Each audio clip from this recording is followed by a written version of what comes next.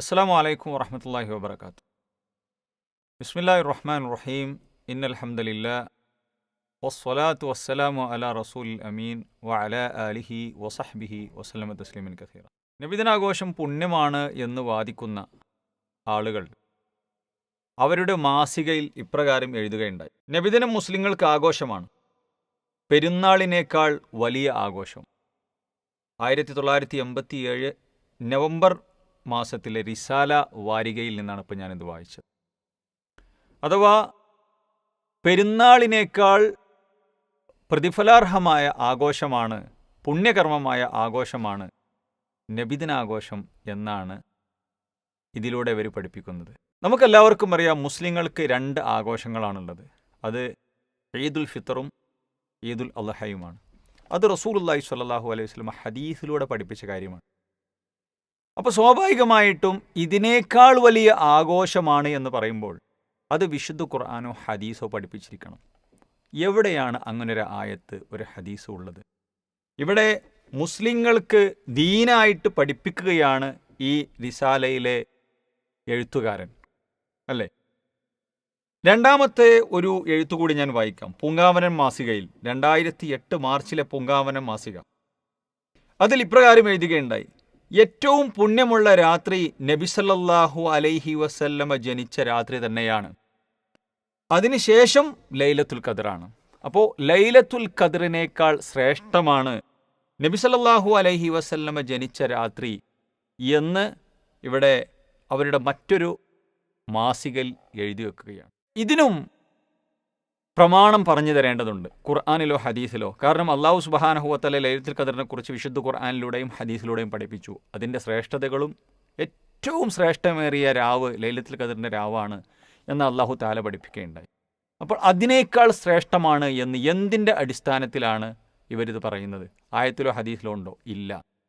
നബി കരീം സല്ലല്ലാഹു അലൈഹി വസല്ലമയുടെയും അള്ളാഹുവിൻ്റെയും ദീനിൻ്റെയും പേരിൽ ശുദ്ധമായ കളവ് അവർ പറഞ്ഞുണ്ടാക്കുകയാണ്. പാവപ്പെട്ട ജനങ്ങളെ തെറ്റിദ്ധരിപ്പിക്കുകയാണ്, ദീന് പൊളിക്കാൻ, അതേപോലെ തന്നെ ജനങ്ങളുടെ സമ്പത്ത് അന്യായമായി കൈക്കലാക്കാൻ. അതാണ് ഇവിടെ നടന്നുകൊണ്ടിരിക്കുന്നത്. നോക്കൂ നിങ്ങൾ, റസൂൽ സല്ലല്ലാഹു അലൈഹി വസല്ലമയുടെ ഹദീസുകളിൽ ഏത് ഹദീസ് ഗ്രന്ഥങ്ങൾ എടുത്ത് പരിശോധിച്ച് നോക്കുകയാണെങ്കിലും പെരുന്നാൾ ദിവസത്തിൻ്റെ പ്രത്യേകതയും അതിൽ എന്താണ് ചെയ്യേണ്ടത് എന്ന് റസൂൽ സല്ലല്ലാഹു അലൈഹി വസല്ലം പറഞ്ഞു.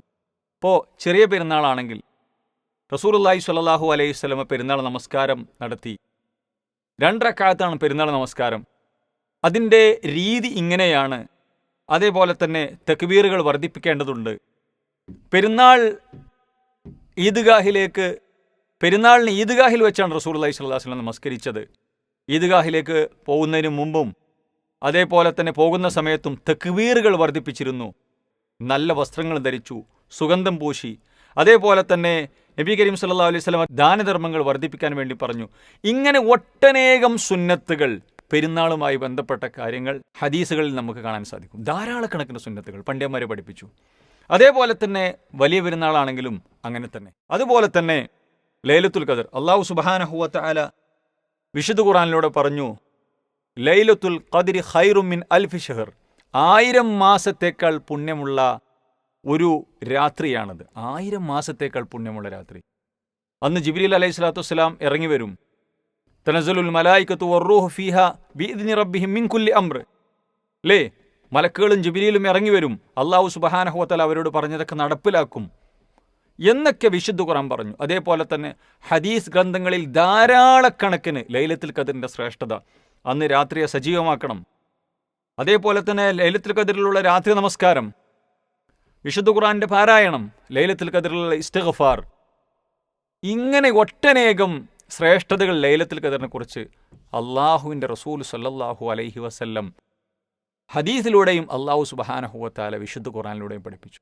എന്നാൽ ഈ മുസ്ലിയാക്കന്മാരായ ആളുകൾ, നബിദിനാഘോഷവാദികൾ, അത് പുണ്യമാണെന്ന് വാദിക്കുന്ന ആളുകൾ, പെരുന്നാളിനേക്കാളും അതേപോലെ തന്നെ ലൈലത്തുൽ ഖദറിനേക്കാളും ശ്രേഷ്ഠമാണ് എന്ന് എന്തിൻ്റെ അടിസ്ഥാനത്തിലാണ് പറഞ്ഞത് എന്ന് പറഞ്ഞു തരണം. അങ്ങനെ ഉണ്ടെങ്കിൽ തന്നെ റബീഉൽ അവ്വൽ മാസത്തിൽ റബീഉൽ അവ്വൽ 12 എന്താണ് ഒരു മനുഷ്യൻ ചെയ്യേണ്ടത്? അന്ന് കുളിക്കണോ? ആ കുളിയുടെ നിയ്യത്ത് എന്താണ്? പുതുവസ്ത്രം ധരിക്കണോ? അതേപോലെ തന്നെ അന്ന് ഏത് മാലയാണ് പാരായണം ചെയ്യേണ്ടത്? ഏത് മൗലിദാണ് പാരായണം ചെയ്യേണ്ടത്? അന്ന് ദാനധർമ്മങ്ങൾ നടത്തണോ? അതേപോലെ തന്നെ നബി കരീം സല്ലല്ലാഹു അലൈഹി വസല്ലമയെക്കുറിച്ചുള്ള വന്നിട്ടുള്ള ആയത്തുകൾ പാരായണം ചെയ്യണോ?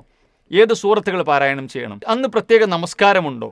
അന്ന് മനുഷ്യർ എന്തൊക്കെ ചെയ്യണം ഒരു മുസ്ലിം എന്നുള്ള നിലക്ക്? കാരണം ലൈലത്തുൽ ഖദറിനേക്കാളും പെരുന്നാളിനേക്കാളും ശ്രേഷ്ഠമുള്ള ഇബാദത്താവുമ്പോൾ ധാരാളക്കണക്കിന് ആയത്തുകളും ഹദീസുകളും ഒരു മുസ്ലിം പുണ്യം പ്രതീക്ഷിക്കുന്ന, കൂലി പ്രതീക്ഷിക്കുന്ന, സ്വർഗം പ്രതീക്ഷിക്കുന്ന ഒരു മുസ്ലിം എന്തു ചെയ്യണമെന്ന് ധാരാളക്കണക്കിന് ആയത്തുകളും ഹദീസുകളും ആ വിഷയത്തിൽ വേണ്ടിയിരുന്നു. പക്ഷേ ഒന്നും അതിൽ കാണാനില്ല എന്നുള്ളതാണ് വസ്തുത, അല്ലേ? ഈ വിഷയത്തിൽ എന്തെങ്കിലും ഒരു ആയത്തോ ഹദീസോ വന്നിട്ടുണ്ടോ? റബീഉൽ അവ്വൽ മാസത്തിൽ ആ റബീഉൽ അവ്വൽ മാസം പിറന്നിട്ടുണ്ടെങ്കിൽ ഇന്നത് ചെയ്യണം, റബീഉൽ അവ്വൽ 12 പ്രത്യേകത ഇന്നത് ചെയ്യണം എന്ന് എന്തെങ്കിലും വന്നിട്ടുണ്ടോ? ഒന്നും വന്നിട്ടില്ല എന്നുള്ളതാണ് വസ്തുത. പിന്നെ എന്തിൻ്റെ അടിസ്ഥാനത്തിലാണ് സഹോദരന്മാരെ ഈ മുസ്ലിയാക്കന്മാരായ ആളുകൾ ഇത് പറഞ്ഞുകൊണ്ടിരിക്കുന്നത്? അതുകൊണ്ട് സഹോദരന്മാരെ, നബി സല്ലല്ലാഹു അലൈഹി വസല്ലമയുടെ വഫാത്തിൻ്റെ ദിവസം ആഘോഷമാക്കുന്ന അവസ്ഥാവിശേഷമാണ് ഇവിടെ ഉള്ളത്. നബിയുടെ പേരിൽ കളവ് പറയുന്നു. റസൂൽ സല്ലല്ലാഹു അലൈഹി വസല്ലം പറഞ്ഞു, മൻ കദബ അലയ്യ മുതഅമ്മിദൻ ഫൽയതബവ്വ മഖഅദഹു മിനന്നാർ. ആരെങ്കിലും എൻ്റെ പേരിൽ കൽപ്പിച്ചു കൂട്ടി കളവ് പറഞ്ഞിട്ടുണ്ടെങ്കിൽ, അഥവാ ദീനിൻ്റെ പേരിൽ കളവ് പറഞ്ഞിട്ടുണ്ടെങ്കിൽ അവൻ്റെ സീറ്റ് നരകത്തിൽ റിസർവ് ചെയ്യട്ടെ എന്ന് റസൂലുള്ളാഹി സ്വല്ലല്ലാഹു അലൈഹി വസല്ലം പറയുകയുണ്ടായി. അതുകൊണ്ട് സഹോദരന്മാരെ, നബിക്കോ സഹാബത്തിനോ ഷാഫി ഇമാമിനോ മദ്ഹബിൻ്റെ പണ്ഡിതന്മാർക്കോ ആർക്കും പരിചയമില്ലാത്ത ഈ ബിദ്അത്ത് നമ്മൾ ഒഴിവാക്കേണ്ടതുണ്ട്. സ്വർഗത്തിലേക്ക് പോയ ഒരുപാട് മഹാരഥന്മാരായ ആളുകൾ ഇതൊന്നും അറിഞ്ഞിട്ടില്ല, അവരിതൊന്നും ചെയ്തിട്ടില്ല. അതുകൊണ്ട് ഖുർആനും സുന്നത്തും അനുസരിച്ച് ജീവിക്കാൻ ശ്രമിക്കുക. അള്ളാഹു അനുഗ്രഹിക്കുമാറാവട്ടെ. അസ്സലാമു അലൈക്കും വറഹ്മത്തുള്ളാഹി വബറകാതുഹു.